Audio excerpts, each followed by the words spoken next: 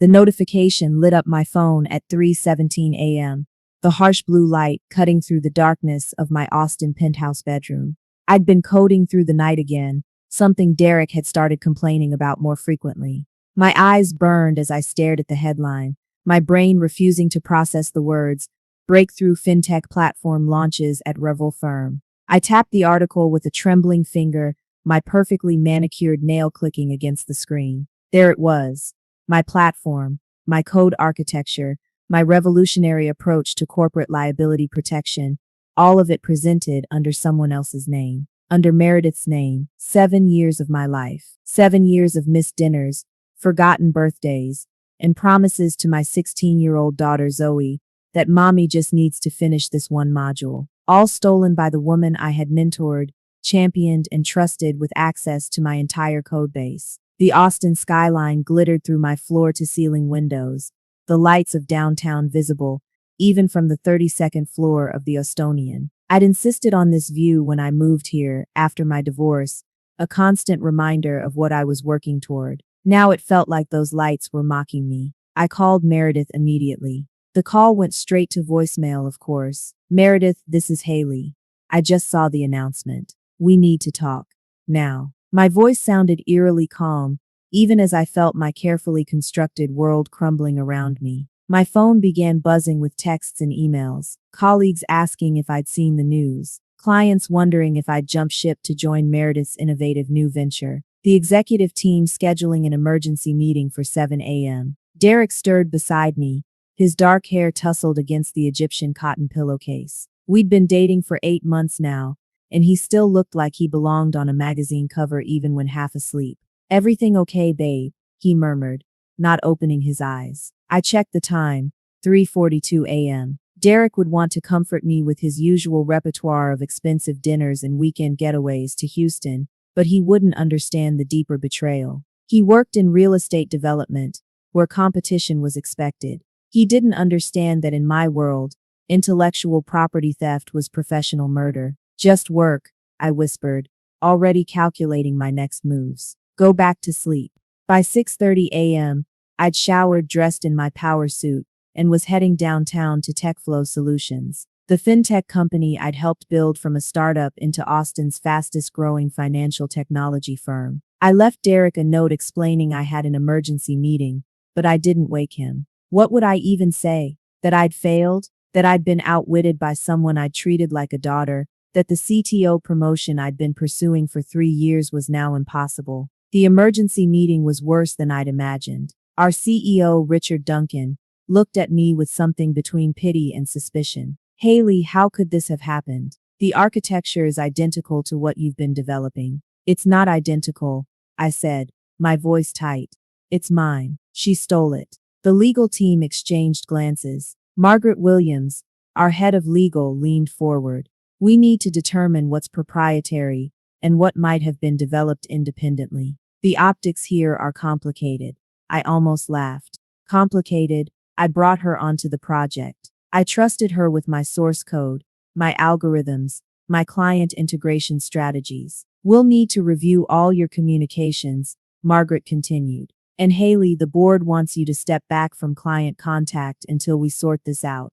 Step back. The phrase hit me like a physical blow. I'd never stepped back from anything in my life. Not when I'd fought for custody of Zoe during my bitter divorce. Not when I'd clawed my way up from junior developer to senior architect in record time. Not when I'd rebuilt my life from scratch at 35. For how long? I managed to ask. Richard's silence was answer enough. I spent the day in meetings that felt like depositions, with IT security, with the patent attorney, with HR. By evening, I was emotionally drained and professionally humiliated. I drove to Derek's River Oaks condo, needing the comfort of his arms and his easy confidence that everything would work out. "You're overthinking this," Derek said, as we sat on his balcony, overlooking the Colorado River, sharing a bottle of wine that cost more than most people's rent. His hand rested on my thigh, warm and reassuring. "So what if she stole your code? You'll develop something better. You always do. It's not just code, Derek. It's my life's work, my reputation, my future." He shrugged. That casual gesture that usually charmed me, but now felt dismissive. Babe, you make great money. We make great money together. Why don't we just take that trip to Tuscany we've been talking about? Let the lawyers handle this mess. I stared at him, suddenly seeing the man I'd been dating with startling clarity. Derek was beautiful, successful, and completely unable to understand why someone would care more about intellectual integrity than financial compensation. Our relationship had been built on mutual attraction and shared lifestyle preferences, but we'd never connected on anything deeper. I can't just run away to Italy, Derek. I have responsibilities. I have Zoe to consider. Zoe's almost college age. She'll be fine. The dismissal of my daughter's needs was the final straw. I think I should go home tonight. Derek's face tightened with irritation. Fine. But you're being dramatic, Hayley. This workaholic thing isn't attractive anymore. Driving home to my penthouse, I replayed his words. Workaholic. Dramatic. Not attractive anymore. Maybe he was right. Maybe I'd lost perspective on what really mattered. But as I thought about Meredith presenting my algorithms as her own, claiming credit for innovations that had cost me sleepless nights and strained relationships, I knew I couldn't just let it go. My phone rang as I pulled into my parking garage. It was my mother calling from her retirement community in San Antonio. Hayley, honey, I saw something on the tech news about your company. Is everything all right? Trust my mother to have TechCrunch bookmarked. It's complicated, Mom. Someone at work stole my project. Oh, sweetheart, I'm so sorry. You know your grandmother always said that when we face trials, it's God's way of getting our attention. Maybe this is Mom. I can't do the God talk right now, okay? I need practical solutions, not platitudes. The silence on the other end of the line spoke volumes. My mother had been trying to reconnect me with faith for years, ever since my divorce. I'd been politely resistant, attending Christmas services to keep the peace, but avoiding deeper conversations about spirituality. I'm just saying that sometimes our worst moments lead to our best discoveries, she said quietly. I'll be praying for you. After we hung up, I sat in my car in the dim garage, surrounded by luxury vehicles that suddenly felt like symbols of a life I'd built on quicksand. My success had always been my identity, my worth measured in code commits and system deployments. Now, with that foundation cracking, I felt lost in a way I hadn't experienced since my divorce. 6 months earlier, I had been planning my future with the precision of a military campaign. Hayley Montgomery didn't leave anything to chance. Every decision was calculated, every relationship strategically valuable, every moment optimized for maximum return on investment. The CTO track at TechFlow Solutions required not just technical expertise, but social capital. I needed to be seen with the right people, at the right events, supporting the right causes. Derek Fisher had appeared in my life like an answer to a prayer I hadn't known I was praying. We met at a charity gala for Austin Children's Hospital, where I was representing TechFlow's corporate social responsibility initiatives, and he was networking for his development company. Derek looked like he'd stepped off the pages of Texas Monthly, tall, dark-haired with the kind of easy confidence that came from generational wealth and social connections. You're Hayley Montgomery, he said, approaching me at the open bar. I've heard about your work on the blockchain integration project. Brilliant technical architecture. I was flattered that someone outside my field knew my professional reputation. Derek wasn't just handsome, he was connected. His family owned significant real estate throughout Central Texas, and his personal network included the kind of people who could influence executive decisions. Our first date was dinner at Uchi, followed by drinks at the Driscoll Hotel. Derek was charming, attentive, and genuinely interested in my career ambitions. He asked thoughtful questions about my code and seemed impressed by my drive. When he walked me to my car, his kiss was confident but respectful. I'd love to see you again, he said. Are you free Saturday? There's a polo match in Houston, and I'd love to introduce you to some friends. The polo match was exactly the kind of social event I needed to attend but rarely had time for. Derek's friends turned out to be oil executives, tech entrepreneurs, and society wives who moved in circles that could benefit my career. I began to see our relationship as mutually beneficial. He gained an accomplished, attractive partner, and I gained access to Austin's power players. For 3 months, we were the perfect power couple. Derek escorted me to company events, where his presence elevated my status among the executives. I accompanied him to business dinners, where my technical expertise impressed his clients. We looked good together, functioned well as a team, and enjoyed the lifestyle our combined incomes afforded. The problem started when Derek began expecting more of my time than my development schedule could accommodate. "You work too much," became his constant refrain. "Life is meant to be enjoyed, not just endured."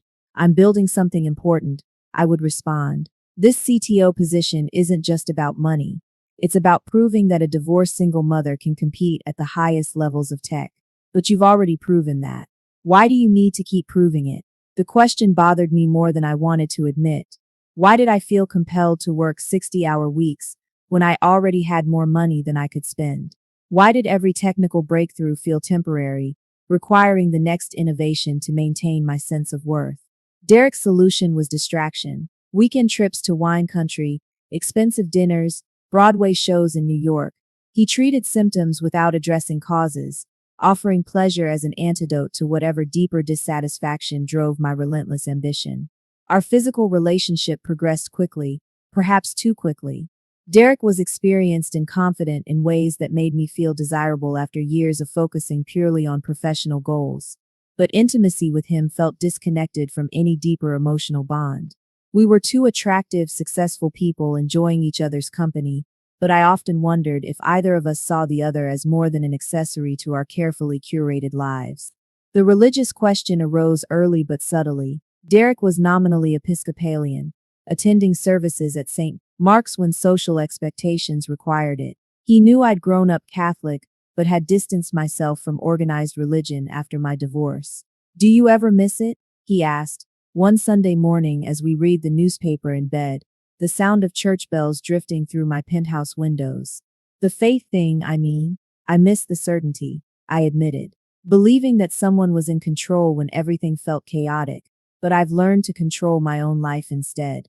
Derek nodded approvingly. "Exactly. We create our own meaning, our own success. Why wait for some cosmic permission when you can just build what you want?" His philosophy aligned perfectly with my own, at least the philosophy I developed since my divorce. God was absent during my marriage's collapse, silent during the custody battle, irrelevant to the career I'd built through my own intelligence and determination. Faith was for people who needed external validation. Meredith Duncan joined our team in January as a junior developer with impressive credentials from Stanford and a recommendation from Richard, who happened to be her uncle. She was brilliant, hungry, and reminded me of myself 15 years earlier. I took her under my wing immediately, sharing not just technical knowledge but career strategy. "The key to advancement here isn't just writing good code," I told her during one of our weekly mentoring sessions. "It's understanding the business context, building relationships with stakeholders, and always being 3 steps ahead of the market." Meredith absorbed everything like a sponge. She stayed late to study my algorithms, asked thoughtful questions about system design, and gradually earned access to more sensitive projects. I was proud of her progress and pleased to have found someone who understood the level of dedication required for real success in tech. By March, I'd given her commit privileges to my private repositories, including the liability protection platform I'd been developing in secret. It was my moonshot project, a way to revolutionize how fintech companies managed risk while maintaining regulatory compliance. The mathematics alone had taken me 2 years to perfect. "This is incredible work," Meredith said, reviewing my latest commits. "The way you've optimized the risk calculation algorithms. I've never seen anything like it." I was flattered by her admiration and impressed by her ability to understand concepts that had taken me months to develop. She began contributing small improvements to the code base, always careful to submit them for my review first. Her additions were consistently thoughtful and well implemented. "You have real potential," I told her. "Keep this up and you'll be ready for senior developer status within 18 months. What I didn't know was that Meredith was also contributing to repositories I couldn't see, gradually building a parallel version of my platform that would eventually become her own. The traces were subtle, slightly different variable names, reorganized function structures, comment blocks, and a different style. To anyone who didn't know my work intimately, her version would look completely original. The first sign of trouble came in April, when I noticed some unusual network activity on our development servers. Someone was accessing my private repositories at odd hours, downloading significant amounts of code. When I investigated, the logs showed authorized access from Meredith's account, but at times when she should have been asleep. Late night coding sessions, she explained when I asked about it. I learn better when the office is quiet. Is that a problem? Her explanation was reasonable. I'd done plenty of late night coding myself, but something felt off about her demeanor, a slight nervousness that hadn't been there before. I made a mental note to review her recent commits more carefully. By May, Meredith had become indispensable to several major projects. Richard praised her work in team meetings, and other developers sought her advice on complex problems.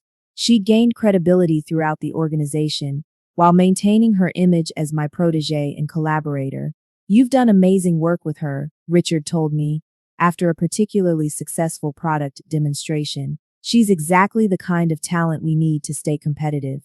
I agreed, but I was also beginning to feel slightly uneasy about how quickly Meredith had gained influence. She was brilliant, certainly, but her rapid advancement felt somehow disproportionate to her experience level.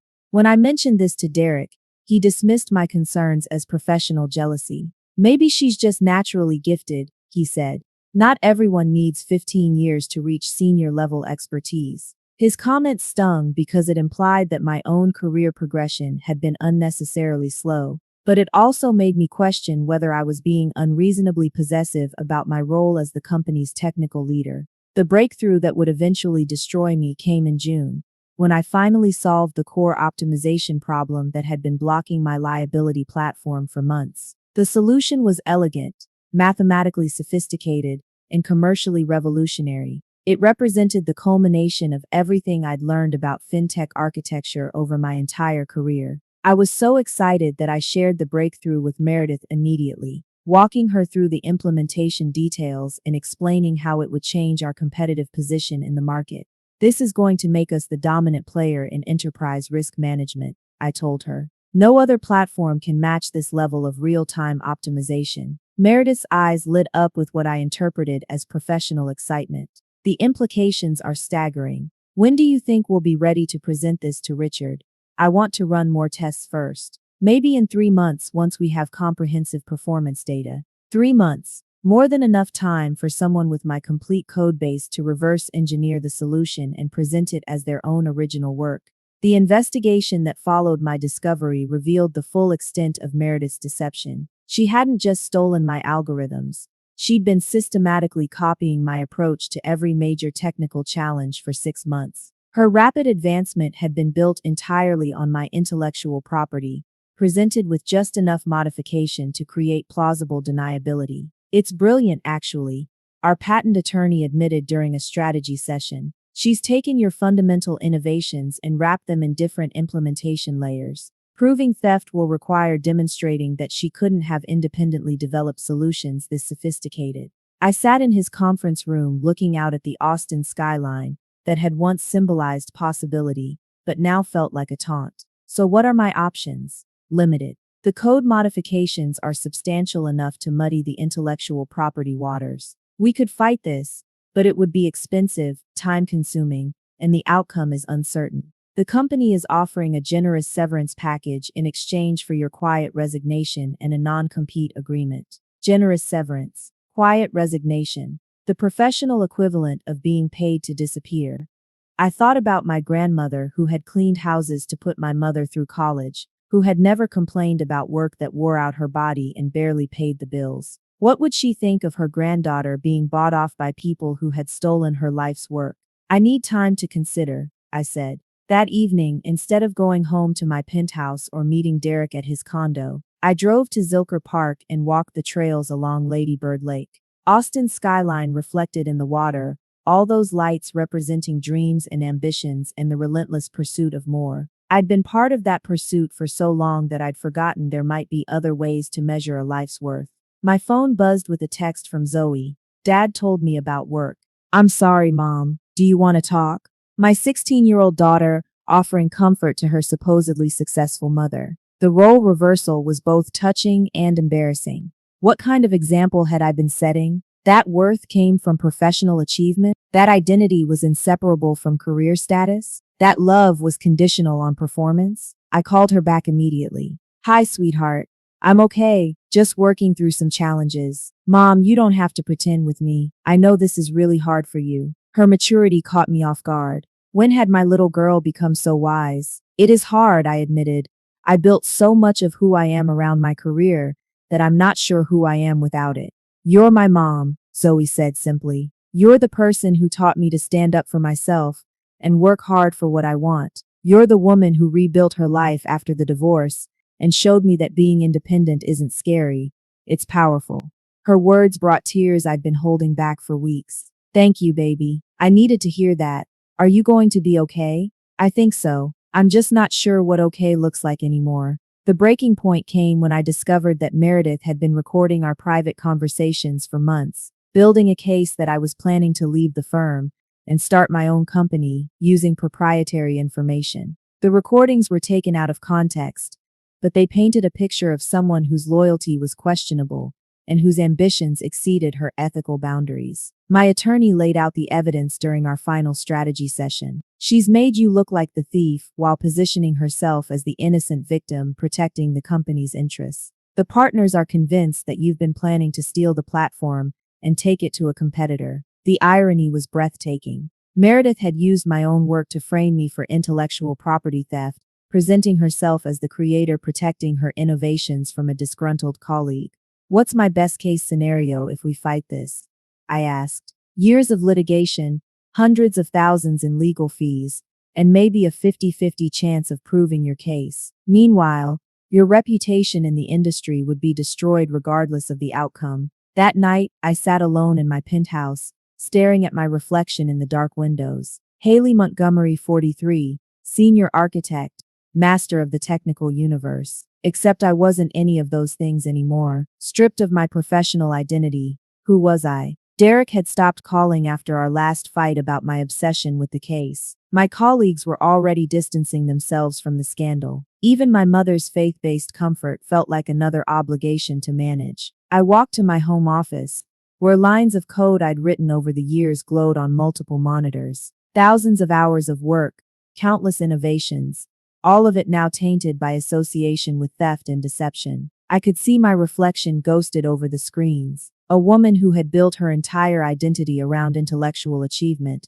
now facing the collapse of everything she'd worked to create. God, I whispered into the empty room, surprised by the word that came out. I hadn't addressed God directly in years, not since my divorce when prayer had felt like shouting into the void. I don't know what I'm doing anymore. I built my whole life around being the smartest person in the room, the one who could solve any technical problem. But I can't solve this. I can't fix what's broken. The silence that followed felt different from the usual emptiness of my penthouse. I've been so proud, I continued, the words coming more easily now, so convinced that I could control everything through intelligence and hard work.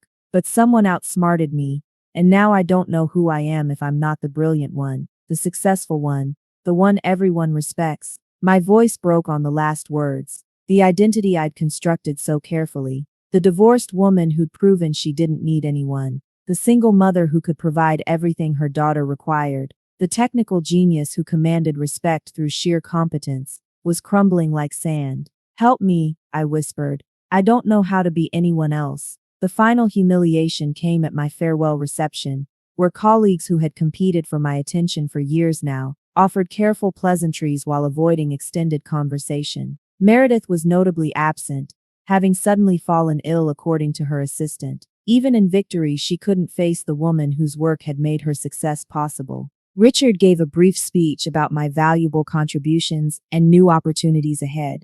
Corporate language that managed to acknowledge my departure without addressing why I was leaving. I smiled appropriately, shook hands professionally, and accepted condolences that felt more like congratulations.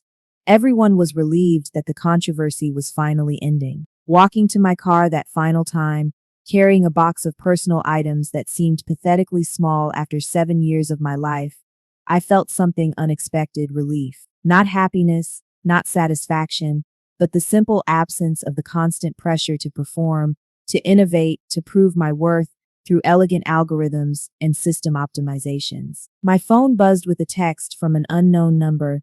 Miss Montgomery, this is Pastor Micah from St. Catherine's. Your mother mentioned you might be going through a difficult transition. Our Thursday evening support group meets at 7 p.m., just coffee and conversation with people navigating life changes. No pressure, just an invitation. I stared at the message, surprised by the unexpected kindness. When was the last time someone had reached out to me personally, rather than professionally? Derek's concern had been real but surface level. My colleagues' sympathy was tainted by their relief that the scandal hadn't touched them. But this invitation felt different, genuine interest in my well-being, rather than what I could offer in return. That Thursday evening, I sat in the church basement with 8 other people who looked nothing like my usual professional contacts. A divorced teacher, a laid-off engineer, a widow adjusting to life alone, a young mother struggling with postpartum depression, people whose crises couldn't be solved with better algorithms or more aggressive optimization strategies. "I'm Hayley," I said when it was my turn to share. "I just lost my career to someone I trusted, ended a relationship that was going nowhere, and I'm trying to figure out who I am when I'm not the smartest person in the room." The group listened without judgment, offering encouragement without trying to fix my problems. Pastor Micah facilitated with gentle questions that led to honest conversation rather than strategic planning. For 2 hours, I was neither successful nor unsuccessful. I was simply human, wrestling with disappointments that had no technical solutions. "Faith isn't about having all the answers," Pastor Micah said near the end of our session. "It's about being willing to give the questions to Jesus, who has already paid the price for our peace and protection." Driving home that night, I thought about performance, how much of my life had been shaped by the need to excel, to impress, to prove my worth through achievements. Derek had loved my success, but not necessarily me. My colleagues respected my capabilities, but not my character. Even my relationship with Zoe had sometimes felt conditional on my ability to provide the lifestyle her friends envied. But sitting in that church basement, sharing my failures with strangers who offered acceptance rather than advice, I glimpsed something I'd been missing: community that didn't depend on what I could contribute, belonging that wasn't earned through performance. Over the following weeks, I established new routines that would have been impossible during my corporate years. Morning walks along Lady Bird Lake instead of pre-dawn coding sessions. Lunch with my mother instead of client meetings. Evening phone calls with Zoe that weren't interrupted by system alerts. Simple pleasures that I'd been too busy to enjoy when success was my full-time occupation. The financial settlement from TechFlow provided security while I decided what came next. But for the first time in my adult life, I wasn't planning 5 years ahead. I was learning to live in the present, to find meaning in daily experiences rather than long-term achievements. Derek called twice, ostensibly to check on my well-being, but really to see if I'd come to my senses about our relationship. He'd met someone new, he mentioned casually, a marketing executive who understood the importance of work-life balance. I wished him well and meant it, grateful that he'd found someone whose needs aligned with what he had to offer. 3 months after my resignation, I was reading in my living room when my phone rang with a call from an unexpected source. "Meredith." "Hayley, I need to talk to you," she said, her voice strained and unfamiliar. "I don't think we have anything to discuss," I replied calmly. "Please, just hear me out. I'm in trouble, and I think you might be the only person who can help me." Against my better judgment, I agreed to meet her at a coffee shop downtown, neutral territory where neither of us held advantage. She looked terrible, thin, exhausted, with the hollow-eyed appearance of someone working herself to the bone. "They know," she said, without preamble. "The partners figured out that I stole your code. There are inconsistencies in my algorithms, approaches I couldn't possibly have developed without access to your repositories." I felt a complex mixture of vindication and pity. "What do you want from me?" "I want to make it right. I'm prepared to admit everything, give you full credit, recommend that they offer you the CTO position I took from you." "Why now?" Meredith's composure cracked completely.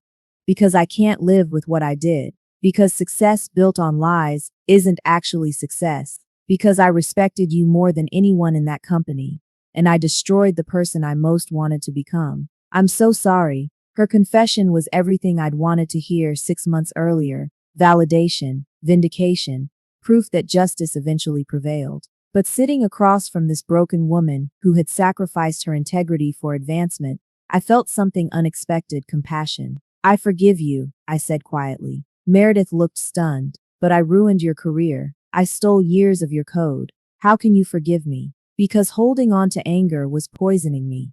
Not you. Because we all make choices we regret when we're desperate. Because forgiveness isn't about what you deserve.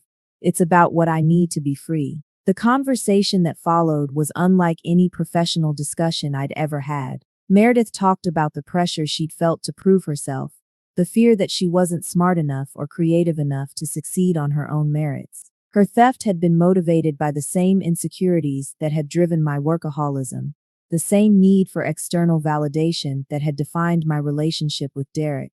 2 weeks later, Richard called with exactly the offer Meredith had predicted: full CTO position, back pay, and a public acknowledgement that I'd been wrongfully accused. The vindication felt good, but more importantly, I saw an opportunity I couldn't have recognized 6 months earlier. "I'll take it," I said, surprising myself with the certainty in my voice. "But I have conditions." Richard paused. "What kind of conditions?" "I want to implement a mentorship program for junior developers. Real mentorship, not just technical training. And I want TechFlow to sponsor coding boot camps for underserved communities. If I'm going to lead this team, I want to do it with purpose beyond just profit." That's actually brilliant from a corporate responsibility standpoint. The board would love that kind of initiative.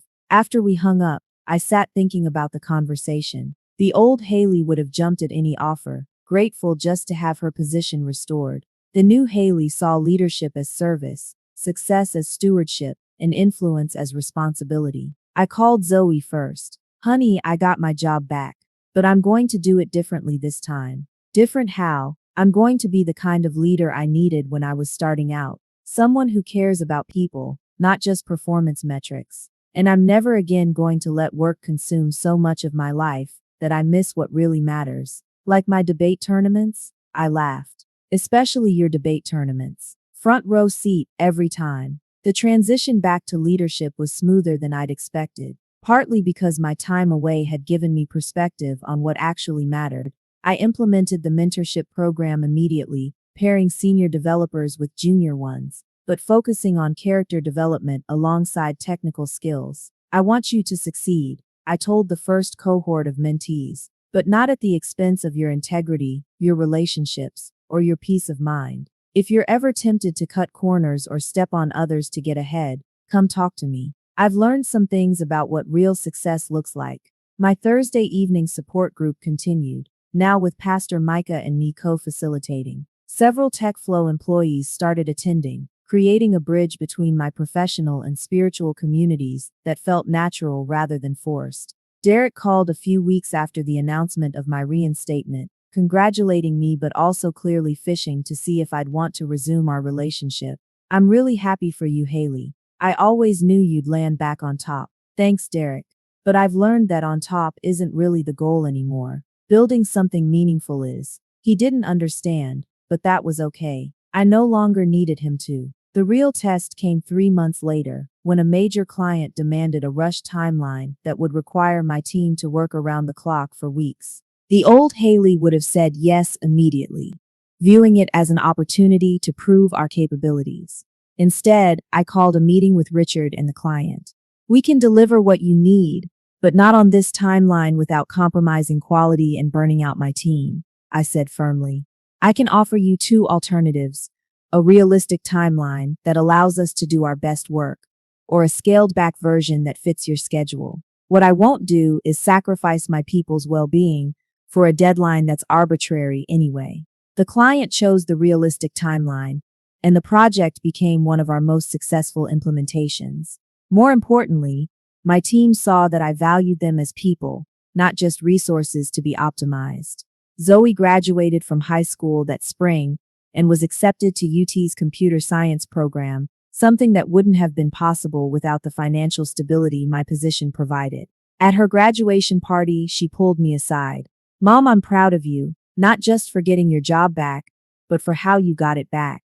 You showed me that integrity matters more than winning." "I'm still learning that lesson," I admitted, "every day." The mentorship program expanded beyond TechFlow, becoming a model that other Austin tech companies began adopting. I found myself speaking at conferences not just about technical innovations, but about leadership, ethics, and finding purpose in work. The platform my position provided allowed me to influence far more people than I ever could have from the sidelines. One evening, as I was wrapping up a late but reasonable workday, I found Meredith waiting by my office door. She'd stayed with the company after our reconciliation, working her way back up through genuine contribution rather than theft. "I wanted to thank you," she said quietly, "for forgiving me but also for showing me what leadership actually looks like. I'm applying for the senior developer position, and I wanted you to hear it from me first." "You've earned it," I said sincerely. "Your work these past months has been excellent, and more importantly, it's been honest." "I learned from the best," she replied. Eventually, that night, I updated my prayer journal with gratitude for the strange way everything had worked together. The theft that had destroyed my old life had created space for something infinitely better, not just professionally, but personally and spiritually. "Thank you, Jesus," I wrote, "for showing me that the abundant life isn't about choosing between success and significance, but about finding success that has significance. For letting me keep the gifts you gave me while learning to use them with wisdom instead of selfishness."